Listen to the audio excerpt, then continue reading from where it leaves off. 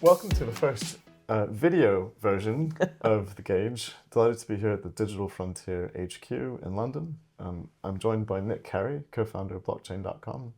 Honored to have you with us, Nick. Thank you for hosting. We met initially a few years ago. Yeah, it's been a little bit now. I know. I think it was in Westminster. We may have. That's an unusual place to have like a first meeting and have it all be copacetic and great.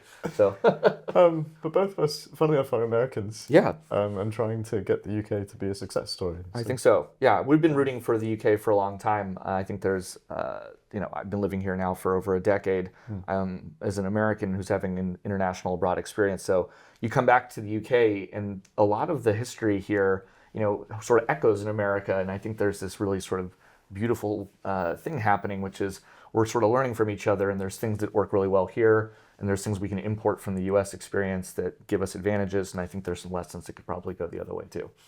Which is exciting. Yeah. And I'm also very excited to hear about your story. I think a lot of our viewers are keen to learn about why you started blockchain.com, how you got in the space. Yeah, happy to talk about all of that. I think everyone has their own sort of unconventional path into entrepreneurship, but we all start off as entrepreneurs, actually. And one of my favorite questions I love to ask either new employees or people I meet is just, how did you earn your first buck, your first dollar, or first euro? And everyone, sits back and thinks, it was when my grandfather gave me a job to go collect all the leaves in the backyard, or lemonade stand, or selling candy on the playground.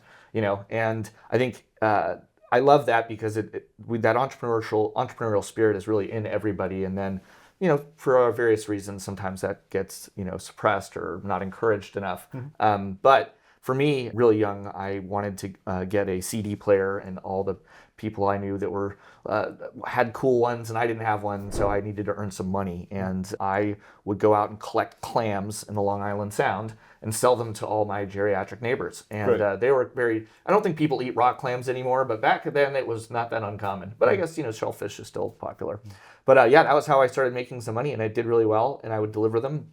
And I had to manage my inventory. Yeah, I made enough money to buy my first CD player. And then after that, I was hooked to just sort of acquiring, more money, but doing things that were fun to do so. And I ended up making a bunch of websites with my best friend in high school. We built an early e-commerce site. We built an early intranet for basically encrypted messaging. And then we built an e-commerce site called usablankets.com. Which did really, really well, funnily enough. And so we built a few of these things, and we had no idea how to price anything. I mean, we were 17, 18 years old, and I learned a very important lesson, which is you have to be careful how you price things. We did a deal with this company called Fontino's Subs, which was a sandwich company next to our office, and we said we wouldn't charge them, except that we required lifetime free sandwiches. And that deal did not work well, because after a couple of years, the company went under and no more free sandwiches. But it was a sort of a funny, good lesson, but we learned a lot by building those websites. That's how I got into tech, basically, and then studied essentially international political economy in university. And after I finished university, became a teacher, taught computer science and creative writing in India. And this was when I was 21. And so I had sort of this like entrepreneurial and then sort of teaching background, and I always loved tech. I always tend to come back to that. And so after working in India for a while, I was one of the founding partners of Pipeline CRM, which is a customer relationship management software, very early SaaS player. We were one of the first customers of AWS, and that was a fantastic business. And I owe a lot of the business acumen that I developed in my career really to that first sort of experience, because we were selling against huge companies like Salesforce and SAP and Oracle.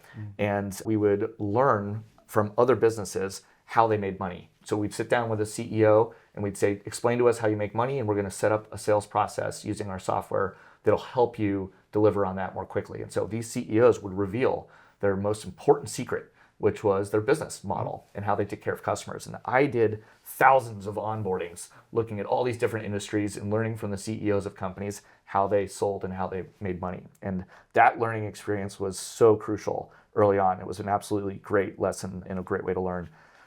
So fast forward a little bit, you have the great financial crisis of 2008, and the world's markets are, in absolute turbulence. And I think as a young person who had believed a lot in the sort of story of, if you work hard and there's merit in the world, you'll be rewarded. And it was really disconcerting to see the leaders in the world and the institutions that we thought had so much gravitas just so colossally mismanaged, and really caused me to question a lot about, what the path that we were supposed to be on, whether or not that was accurate and whether or not that was a worthy one.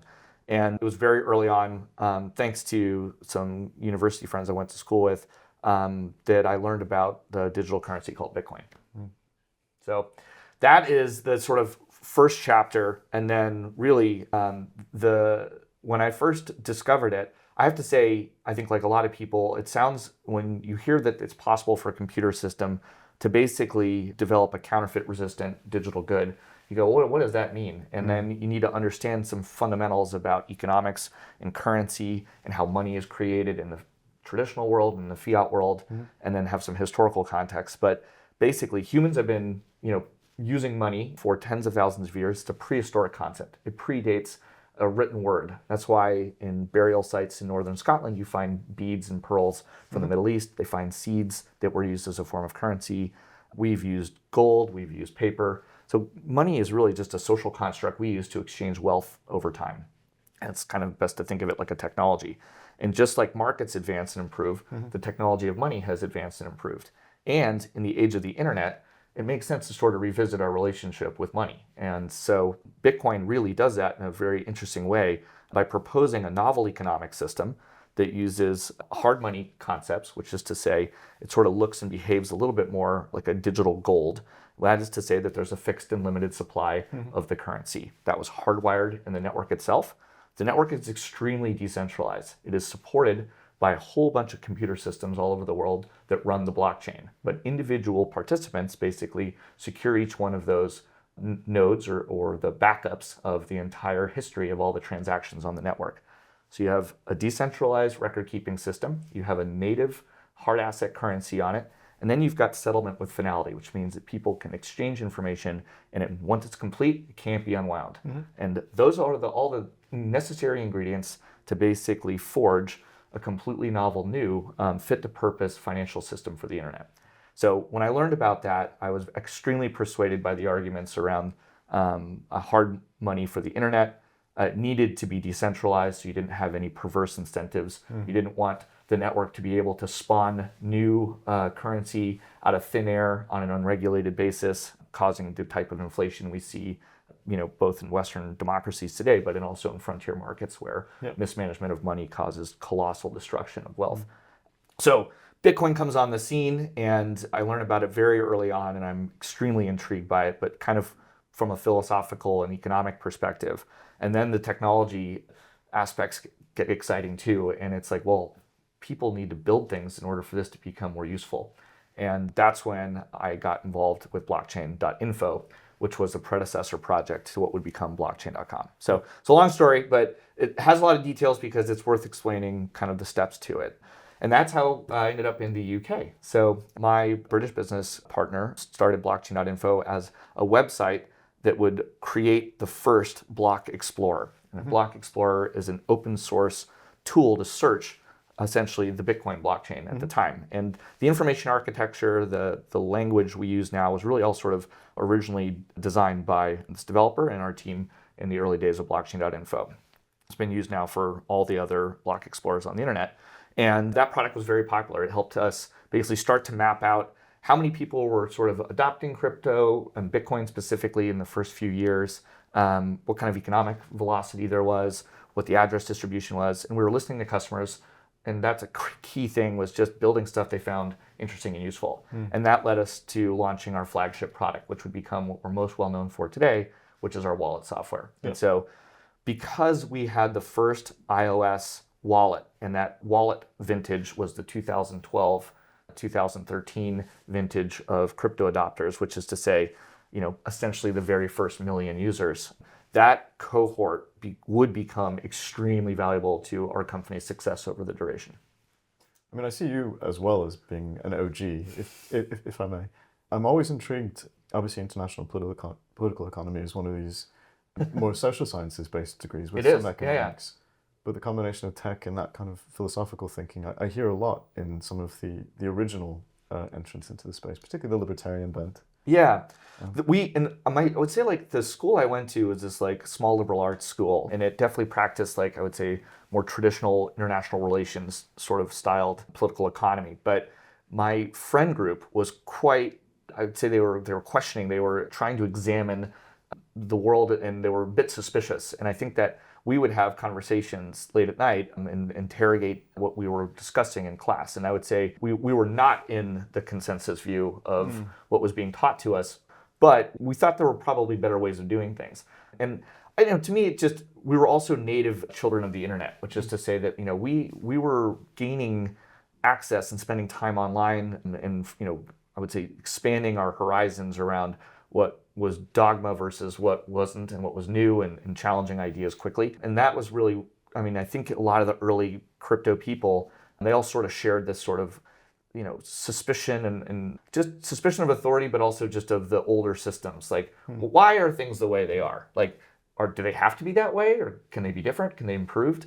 And I think a healthy amount of suspicion or concern for the way things have always been done is a healthy thing to have. And yeah, it was definitely in the psychology of many of the early founders of digital currency companies. I have two questions. Yeah, fire away. One, obviously, blockchain.com is an amazing name. Congrats for getting it. It'd be great to hear a bit of the evolution. I appreciate the wallets is the kind of first product market fit, if you will. But where is the business today? Yeah. And the second question then is, obviously you've been on a journey, getting to meet some interesting characters along the way. Many. If you could mention maybe one or two anecdotes of people you've met. Sure. Yeah, thanks for asking it. It's fun to kind of revisit these things, because after about a decade of time, sometimes you don't go through the memories, and you have to kind of refresh them. So hopefully won't be exaggerating too much to emphasize. But early characters, I remember not far from here, we had our first and second, third offices in London, and we had Vitalik come visit us in 2014, and he was really excited about his new initiative, and he was a big fan of blockchain.info as a block explorer. And I remember he was so optimistic, and his vision for building a world computer was sort of carried on this pioneering sort of spirit of like, we're going to take some of the things we learned in the early days of Bitcoin and apply them in an even more sort of grander world. And it's important, like what people don't realize maybe today is I don't recall, especially the early Bitcoin community, to be hostile in any way or tribal in the way that much of crypto has sort of become, I think, since then.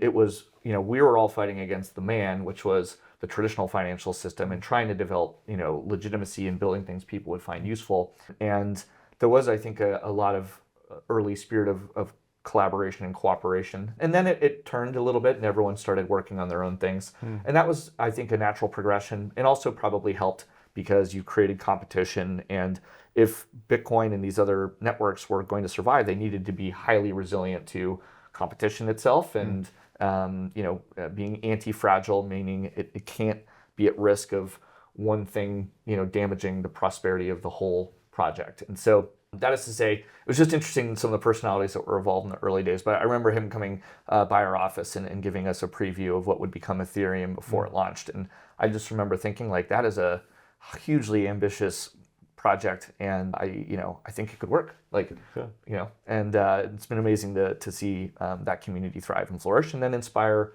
derivatives of that network and other ideas too. And so I always think, like, even today in 2025, there's some kid out there who is dreaming up something that is far better than anything that we've even conceived, and it's going to be better and cheaper and faster, and it's going to deliver on the promises that have been laid before and have yet to be fulfilled. So I think there's this sort of weird tension between trying to keep things pure and stable versus different and better. And the long run of time, technology improves, systems advance, upgrades occur, and our ideas that we have for what we're able to do expand. And so I'm quite encouraged by where we are today. I mean, if you were to go back 5-10 years ago and ask anyone in our space, do you think the President of the United States would announce a Bitcoin strategic reserve at any point in the next century? And you'd be like, that's probably not on my bingo card, but that's happened in 2025. It's a $3 trillion asset class. BlackRock, which is right around the corner here, just launched an ETP for Europe, has an ETF that makes it possible for anyone in the United States with a brokerage account to get exposure to Bitcoin without having to worry about private keys or custody or anything else. And so to me, the incredible distance that's been traveled, what's been forged and built is a great foundation. And now we really have a lot of work to do still over the next few decades to bring this thing, what I call to internet scale. I think we've developed a good foundation, but people aren't using this every day yet to make payments. They are, I would say, to do a lot of cross-border or larger payments on the internet, but I don't think we've gotten to the point where we've sort of achieved like the electronic money status or reserve asset of the internet or the world yet. And those are big ideas, and it still needs to earn that position, but it's working toward it. And in terms of blockchain.com itself, obviously the market's, with the current US administration, very euphoric about potentially doing IPOs. And how are you positioning the business, and what are the verticals that you think are going to get the most traction to get the best valuation if you yourselves list? Yeah, so good question. So we're a venture-backed company. We've raised nearly $1 billion over the last decade, and we are ourselves positioning the company to explore a public offering in the near future. What happens is you basically take all of the work you've done and you start to add new muscle against the organization, and you prepare to essentially face off to a completely different type of customer. And in the crypto space, we've been really focused on retail investors, and in the last 4 years, supporting more institutions, which is to say high net worth individuals, family offices, other crypto companies, foundations in this space, and then more sophisticated crossover investors from TradFi. And they've all started to begin dabbling. Some of them are doing more advanced stuff. Others need help navigating the space. And so we've built sort of two sides of our business. And we did this very deliberately because while retail revenue is really good when the market is going up and there's a lot of arguably price volatility, it's very hard to make money when the market changes and goes in a different direction. And crypto is highly cyclical. In the last decade and a half, there kind of is this sort of 4-year historical pattern, which isn't perfect, but it looks something like this. Year 1 is pretty good. There's a decent amount of new market participants. Year 2, you have a crazy big year where 10x the number of people basically come in. There's euphoria, the new market highs, and then you have a crazy correction where you can have an up to more than once 90% drawdown in trading volumes, in price action, in new economic participants. And in order to build a company, if you think about it, that can survive in both those environments, you have to have very flexible systems, both on the technology side and on the operations side. And then the year after that, you have a year of accumulation, and the whole thing sort of starts over. One of the things driving that cycle is the fact that the most established digital currency, which is Bitcoin, reduces its supply that is coming into circulation by 50% every 4 years. So just like there's lunar cycles and there's electoral cycles, we have a foundational element in our market, which is the largest, most valuable asset actually reduces the amount of new currency coming to circulation by 50% every 4 years. That seems to set off a tightening in the supply, while on the other side, there's continuing demand. So if there's less of something and more people trying to get it, you have price action generally to the upside.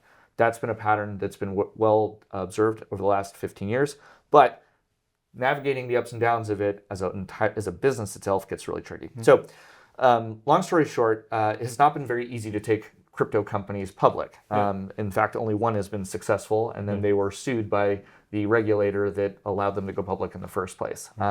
Now, interestingly, the companies that have been able to fight in courts have won most of their court cases. And with the transition of the American administration, we now have moved from a position of hostility to one of embrace. And at the end of the day, crypto is never intended to be partisan. If anything, I think this is a technology that should be well and easy to embrace by sort of all sides of the aisle. It's about opening market access, developing capabilities that make it easier to bank people that are unbanked or underbanked or from low or modest income backgrounds, putting capabilities in their pocket to move money around better, cheaper, faster. and putting people more in control of their financial future. And there's so many inspiring stories about how people with access to digital currency wallets have been able to flourish in places they otherwise would never have had access to a bank account. So the big idea is still to basically build a more efficient economic engine for the world using this software and these capabilities. And so there are a handful of companies positioning to go public over the next 12 months. And what's exciting about that is we're going to get the opportunity to educate a whole new class of investors and teach our business model to the street and have them get bought into using these things. And ultimately, what I think is going to be really interesting is we've been all competing against each other, but we're very likely about to start competing against the old legacy and largest financial institutions in the world. And I think locking horns with them is going to be a good thing. It's going to create better outcomes for consumers. And I'm excited about it because as a technology-driven company, I think we have a lot of advantages in that contest. And so, those are some of the things going into it. But building up the psychology in the company, moving from a tech startup to a mature business to an IPO-ready public company business is a very just different kind of psychology. And we're very ready for that journey, having been in it for 14 years. But I think there's going to be this kind of interesting dynamic potentially, which is you'll have this sort of classic companies that goes public in the traditional markets, where many of the other crypto projects, protocols, or foundations will never go public. They're already arguably public through their token issuances. Yep. And that path is, doesn't have any of the type of burdensome requirements or anything else. And it'll be interesting to see if that becomes sort of the way forward for all kinds of other types of businesses, not just crypto ones specifically, but ones that want to have a novel model for rewarding their customers, for rewarding their shareholders. And as traditional markets and digital markets merge and tokenization of all things and real world assets comes true, I think it's likely that you'll see less traditional IPOs and more token events of all type. Yeah. So we'll see. Watch this space. Yeah, exactly. One of the things that I've really respected you for, and I think something we both have an interest in, is the broader topic of crypto for good, crypto philanthropy. And I know you specifically have taken that on to a direct engagement with your charity, Sky's the Limit. Yeah, thank you for asking about that. You've been a great ally in supporting and lifting up the community here in London, and I think it's so desperately needed. I think one of the things I sort of believed was we have a few examples of these great foundations that are set up that support everything from the arts to medical research causes or education. And a lot of these things happen at the end of someone's career, at the end of their life. And I think it's good to give back at any time. But I think there's something important about strengthening that muscle system and practicing that a bit earlier in one's career. And I have the privilege of working with one of my very close friends to support an entrepreneurship service organization called skysthelimit.org. And really, this is just personal, but it comes down to there's two things that motivate me in the world. One is what I've been doing for the last 15 years around trying to reinvent people's relationship with money. I think that's a big deal. I think the financial system is parasitic and quite broken. It's a rent-seeking business model, and it has slightly perverse outcomes. Some people get extraordinarily wealthy out of it, wealth concentrates, and you do not necessarily arguably have equal access to these systems and tools which advantage and disadvantage aspects of our society. And so I think building a better, cheaper, faster financial system that's more inclusive, that makes it more accessible to people all over the world, benefits everybody. You build something that moves money around the world faster, more economic velocity, you can raise standard of livings, you can create new markets, and you will deeply integrate people's interdependencies around the world in a way that I think creates peace and prosperity for more people. So crypto and Bitcoin specifically inspired my career and that body of work. The other thing I think that matters a lot, though, is you really do need to encourage and support early stage entrepreneurs to go out there and build the things that are needed in our communities. And that's can start off with something as simple as your first business and learning and practicing a bit more about taking care of customers and finding product market fit. And we need to encourage more entrepreneurship in a diverse way, but also in a way that looks more representative of the composition of our society, so that wealth is being created in pockets and places that wasn't traditionally being forged. And so sky'slimit.org is a direct intervention to what I would describe as a market failure today, which is to support early stage, predominantly underestimated entrepreneurs. What does that mean to be underestimated? It's a catch-all phrase for us. It basically means you're from a low-income background. And if you're from a low-income background and trying to start a business, you will have disadvantages. We want to help support you. So we do that with entrepreneurship education. We do that with access to mentors and advisors that we recruit from incredible companies. They come and partner with us. Those companies include firms like Goldman Sachs, Accenture, CVC Capital, PNC Bank, and many more. They bring their staff, they onboard, they volunteer their time and support our early stage entrepreneurs. And for those that are ready, they can create a pitch and they can request grant funding from our team, and we issue them small checks to go buy their first line of apparel, to set up that store if they want to, put down a deposit, if they want to test it, to set up a website, and practice building their companies. And so all this is done through an app. We have this capability of measuring all the impact and telling stories about these entrepreneurs. And we've even experimented doing some crypto stuff in here, for example, by launching a decentralized autonomous grant vehicle, among other things. And we have a long-term plan for doing more work with crypto over the next decade and more. But really, the two things that care about, again, are these levers of building a better financial system, but then encouraging more economic activity via entrepreneurship. And I think if we do those things, we can have outsized outcomes and better impact in the world. I remember the first time you told me about a charity DAO. I just thought this is the coolest thing. What does that mean? It's definitely groundbreaking.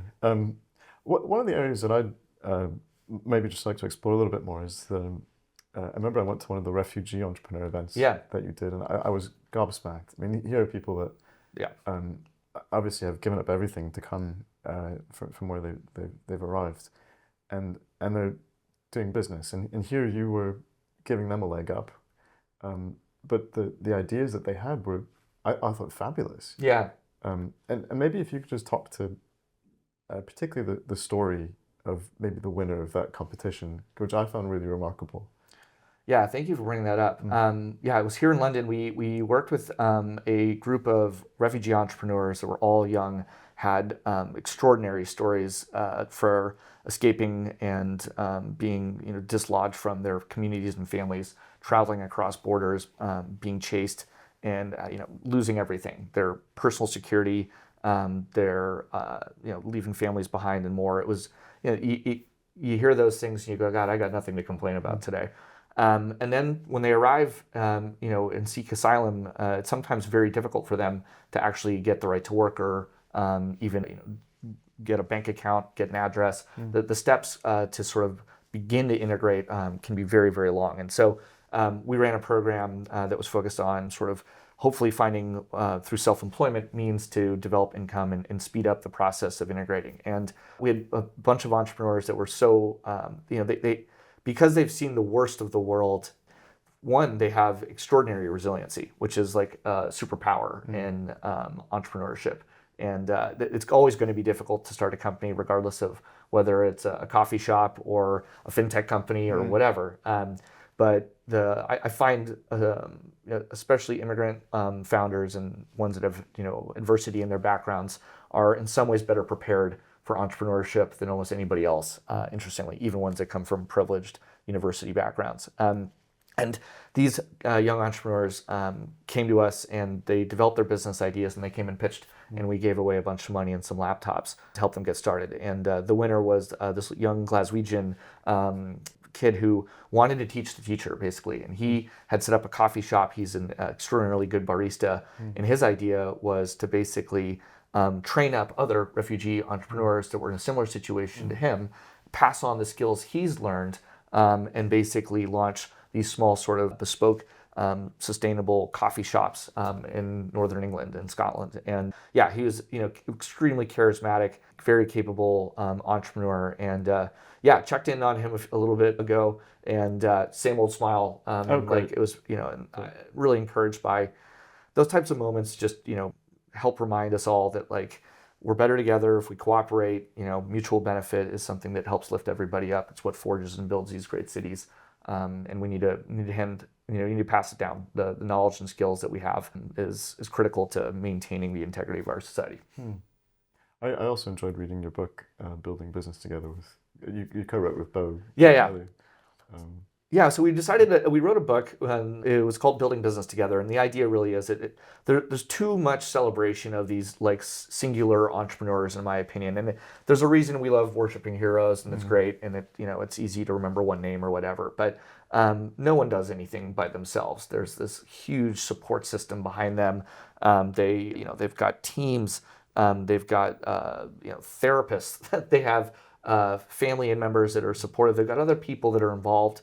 And allies that are helping them build their businesses. And to us, I think one of the things that I really want to emphasize is that anyone can be an entrepreneur, but it's a lot more fun to go do it with a support system. And that's one of the things we try to deliver on at Sky's the Limit, bringing mentors and advisors and coaches and help you think about your business and get that emotional and practical support, and then back it up with peer support. I think one of the things you and I can easily bond on is basically anything related that's annoying in building business, because only people that are building businesses experience those annoyances. And they're really like entrepreneurs can bond with other entrepreneurs very quickly and easily because they face similar challenges regardless of what kind of businesses they're building. And so building a community of peers and support for those peers is really what we're about. Last question for me.